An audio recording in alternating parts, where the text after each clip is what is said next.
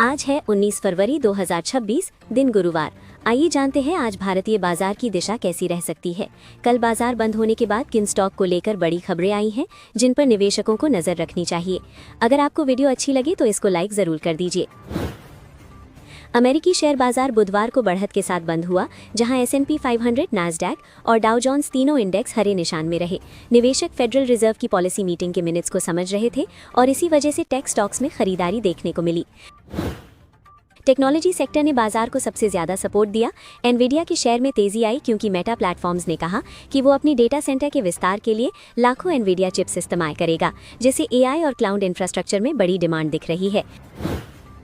Micron technology के शेयरों में 5% से ज्यादा उछाल आया क्योंकि मशहूर निवेशक डेविड टेपर की फर्म अपेलोसा मैनेजमेंट ने अपनी हिस्सेदारी बढ़ाई है, जो ये संकेत देता है कि बड़े निवेशक सेमीकंडक्टर सेक्टर में भरोसा दिखा रहे हैं। Amazon के शेयर लगभग 2% चढ़े क्योंकि बिल एक्मन की पर्शिंग स्क्वायर ने Amazon में अपनी हिस्सेदारी 65% बढ़ा दी है। खास बात यह है कि Amazon के शेयर लगातार 9 दिनों की गिरावट के बाद रिकवर हुए, जिससे निवेशकों का भरोसा फिर से बढ़ता दिखा। बाजार में तेजी सिर्फ बड़े टेक स्टॉक्स तक सीमित नहीं रही, बल्कि छोटे और कम चर्चित टेक स्टॉक्स और इंडस्ट्रियल टेक कंपनियों में भी अच्छी परफॉर्मेंस देखने को मिली। इसका मतलब है कि निवेशक अब ज्यादा चुनिंदा और क्वालिटी स्टॉक्स पर फोकस कर रहे हैं। फेडरल रिजर्व की जनवरी मीटिंग के मिनट से ये साफ हुआ कि ब्याज दरें फिलहाल स्थिर रखने पर ज्यादा सहमति थी, लेकिन आगे रेट कट या रेट बढ़ाने को लेकर अधिकारियों के बीच मतभेद हैं। यानी आने वाले महीनों में पॉलिसी को लेकर अनिश्चितता बनी रह सकती है। एक्सपर्ट्स का मानना है कि 2026 में बाजार का नया ट्रेंड ये हो सकता है कि इंडेक्स ज्यादा नहीं हिलेंगे, लेकिन सेक्टर और स्टॉक्स के अंदर काफी उतार चढ़ाव रहेगा। यानी ऊपर से बाजार शांत दिखेगा, लेकिन अंदर बहुत ज्यादा वॉलेटिलिटी होगी। इससे पहले हफ्ते की शुरुआत में बाजार थोड़ा सुस्त रहा था और खासकर सॉफ्टवेयर स्टॉक्स पर दबाव था, क्योंकि AI टेक्नोलॉजी पारंपरिक बिजनेस मॉडल को बदल रही है, जिससे कुछ कंपनियों के भविष्य को लेकर निवेशक सतर्क हैं। कमोडिटी मार्केट में क्रूड ऑयल की कीमतों में तेजी आई क्योंकि अमेरिका ने ईरान के न्यूक्लियर बातचीत पर कड़ा रुख दिखाया और सैन्य कार्रवाई की संभावना का जिक्र किया। इससे जियोपॉलिटिकल रिस्क बढ़ा और तेल की कीमतों को सपोर्ट मिला। अब निवेशकों की नजर आने वाले इकोनॉमिक डेटा और कंपनियों की अर्निंग्स पर होगी, क्योंकि वही तय करेंगे कि बाजार में अगला बड़ा मूव ऊपर की तरफ होगा या फिर करेक्शन देखने को मिलेगा।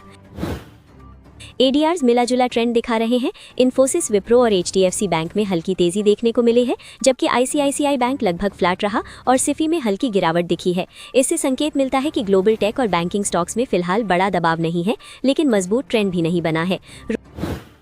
रोडजेन ADR में करीब 9% से ज्यादा की तेज उछाल देखने को मिली है, जो स्मॉल कैप टेक स्टॉक्स में हाई वॉलेटिलिटी दिखाता है। वहीं मेक माई ट्रिप और यात्रा ऑनलाइन में भी हल्की तेजी है, जबकि रिलायंस ADR में मामूली गिरावट दिखी है, जिससे संकेत मिलता है कि ग्लोबल निवेशकों का सेंटिमेंट फिलहाल सेक्टर स्पेसिफिक बना हुआ है।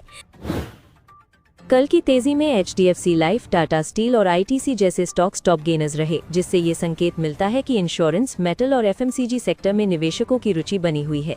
वहीं विप्रो, टेक महिंद्रा और इटर्नल जैसे IT और कंज्यूमर टेक स्टॉक्स में बिकवाली दिखी, जो IT सेक्टर की कमजोरी को दर्शाता है।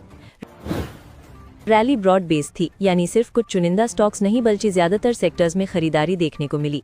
मेटल, PSU बैंक और FMCG सेक्टर ने बाजार को सपोर्ट दिया, जिससे पता चलता है कि निवेशक डिफेंसिव और वैल्यू सेक्टर की तरफ शिफ्ट हो रहे हैं।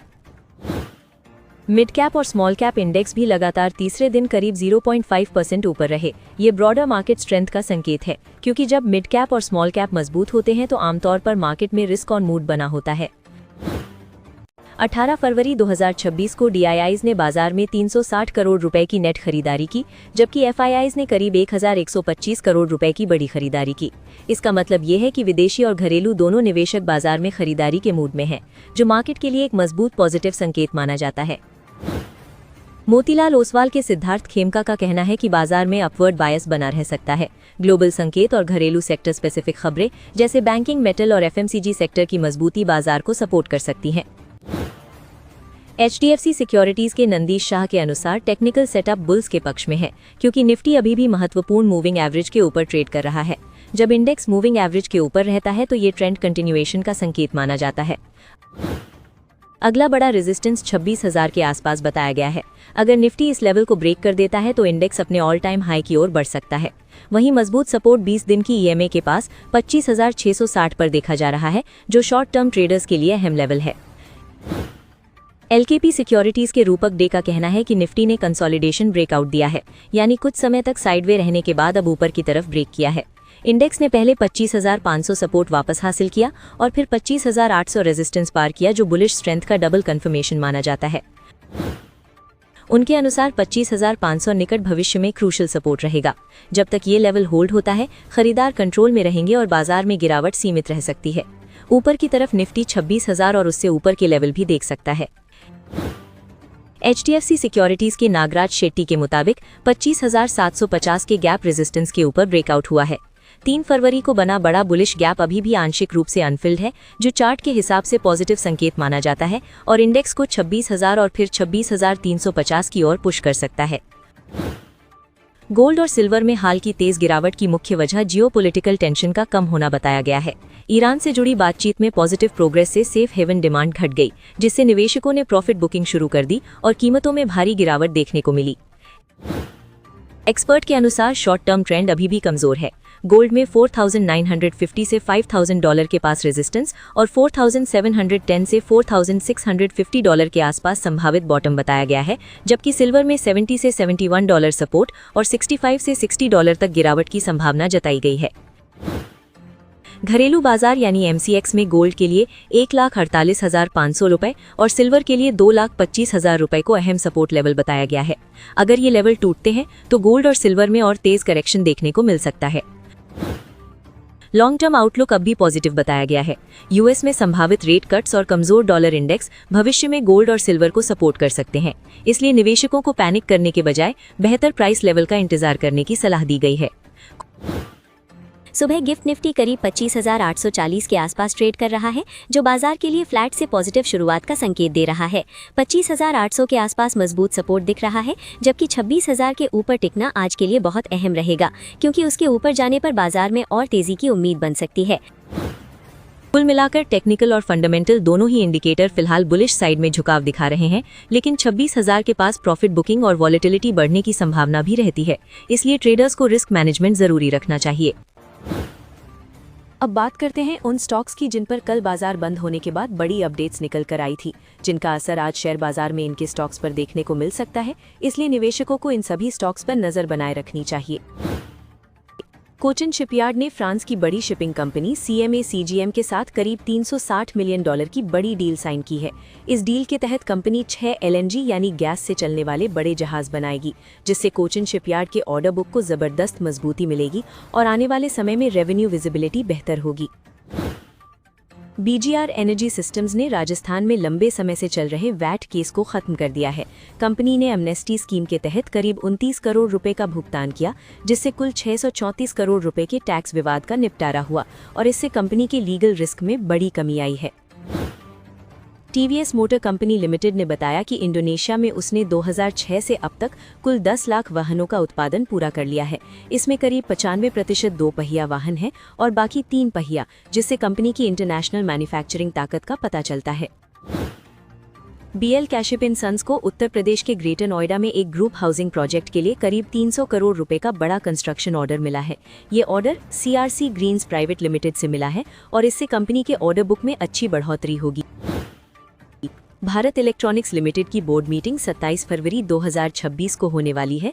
इस बैठक में वित्त वर्ष 2025-26 के लिए अंतरिम डिविडेंड देने के प्रस्ताव पर भी चर्चा होगी, जिससे निवेशकों को डिविडेंड की उम्मीद लग सकती है। जाइडस लाइफ को बोसेंटिन टैबलेट के लिए US FDA से अंतिम मंजूरी मिल गई है। ये दवा हाई ब्लड प्रेशर से जुड़ी गंभीर बीमारी के इलाज में इस्तेमाल होती है और इस मंजूरी से कंपनी के US मार्केट बिजनेस को फायदा मिल सकता है। डॉक्टर रेड्डीज लेबोरेटरीज ने मर्क्यूरी फार्मा ग्रुप से प्रोजेनोवा और साइक्लोप्रोजेनोवा ब्रांड्स करीब $32.15 मिलियन में खरीद लिए हैं।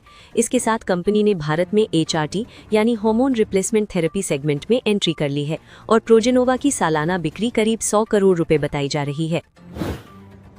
NCC लिमिटेड और उसकी सब्सिडियरी OB इंफ्रास्ट्रक्चर लिमिटेड को NHAI ने अगले 2 साल के लिए डीबार कर दिया है, यानी 17 फरवरी 2026 से कंपनी किसी भी NHAI टेंडर या बोली में हिस्सा नहीं ले पाएगी, जो इंफ्रास्ट्रक्चर बिजनेस के लिए एक बड़ा नेगेटिव अपडेट माना जा रहा है। जिंदल SAW लिमिटेड की सीमलेस पाइप से जुड़ी API लाइसेंस को अस्थायी रूप से सस्पेंड कर दिया गया है। ये सस्पेंशन अमेरिकन पेट्रोलियम इंस्टीट्यूट के ऑडिट में सामने आई कुछ ऑब्जर्वेशन के बाद हुआ है, जिससे कंपनी के ऑयल और गैस सेक्टर बिजनेस पर असर पड़ सकता है। एनबीसीसी इंडिया लिमिटेड ने वित्त वर्ष 2025-26 के लिए तीसरा अंतरिम डिविडेंड घोषित किया है। कंपनी प्रति शेयर 12% यानी 0.12 रुपये का डिविडेंड देगी और इसकी रिकॉर्ड डेट 25 फरवरी 2026 रखी गई है, जिससे डिविडेंड इनकम चाहने वाले निवेशकों की नज़र इस स्टॉक पर रहेगी। पेस डिजिटेक लिमिटेड की सब्सिडियरी लाइनेज पावर को सऊदी अरब की कंपनी याकिन चेम से करीब $13.5 लाख का परचेज ऑर्डर मिला है। इससे कंपनी के इंटरनेशनल ऑर्डर पोर्टफोलियो में मजबूती आएगी और एक्सपोर्ट बिजनेस को सपोर्ट मिलेगा। गुरुवार की ट्रेड के लिए आईटीसी में खरीद की सलाह दी गई है। स्टॉक फिलहाल 332 के आसपास है। 328 का स्टॉप लॉस रखने को कहा गया है और 338 का टारगेट दिया गया है, यानी शॉर्ट टर्म ट्रेडर्स के लिए ये एक ट्रेडिंग आइडिया है। आयरेडा को लेकर एक्सपर्ट ने कहा कि स्टॉक काफी दबाव में था, लेकिन हालिया गिरावट के बाद 122 के आसपास सपोर्ट मिला है, जहां पहले भी रिकवरी देखने को मिली थी। फिलहाल नई खरीद के लिए कंफर्मेशन का इंतजार करने की सलाह दी गई है।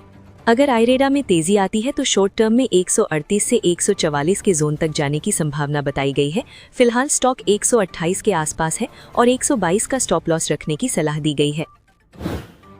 गेल के बारे में एक्सपर्ट ने कहा कि टेक्निकल संकेत बेहतर दिख रहे हैं और स्टॉक 200 डीएमए यानी लॉन्ग टर्म एवरेज के करीब 173 के स्तर पर है। अगर ये लेवल पार करता है तो 185 तक की तेजी देखने को मिल सकती है। गेल में ट्रेड करने वालों के लिए 164 का स्टॉप लॉस रखने की सलाह दी गई है, जबकि स्टॉक फिलहाल करीब 167.3 के आसपास ट्रेड कर रहा है, यानी ब्रेकआउट का इंतजार करना जरूरी है। अनंत राज को लेकर एक्सपर्ट ने कहा कि जिन निवेशकों का नुकसान सीमित है वे स्टॉक में बने रह सकते हैं, क्योंकि इसमें एक पॉजिटिव मोमेंटम बनता दिख रहा है और पॉलिसी लेवल पर भी कुछ अच्छी खबरें हैं। इसमें 525 का स्टॉप लॉस रखकर होल्ड करने की सलाह दी गई है।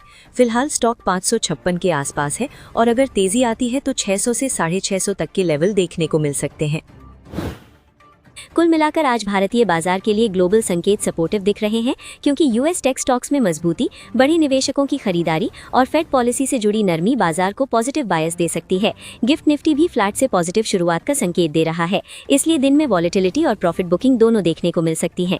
सेक्टर के हिसाब से मेटल, एफएमसीजी और पीएसयू बैंक में सपोर्ट बना रह सकता है, जबकि आईटी और कुछ टेक स्टॉक्स में चयनात्मक कमजोरी दिख सकती है। स्टॉक स्पेसिफिक न्यूज फ्लो काफी मजबूत है, जैसे कोचिन शिपयार्ड, बेल डी और जाइडस लाइफ जैसे स्टॉक्स पॉजिटिव फोकस में रह सकते हैं। वहीं एनसीसी लिमिटेड और जिंदल एसएडब्ल्यू पर नेगेटिव सेंटिमेंट रह सकता है, इसलिए आज इंडेक्स से ज्यादा स्टॉक स्पेसिफिक मूवमेंट देखने को मिल सकता है। तो दोस्तों, वीडियो देखने के लिए बहुत बहुत धन्यवाद। मिलते हैं अगली वीडियो में, तब तक के लिए बाय बाय।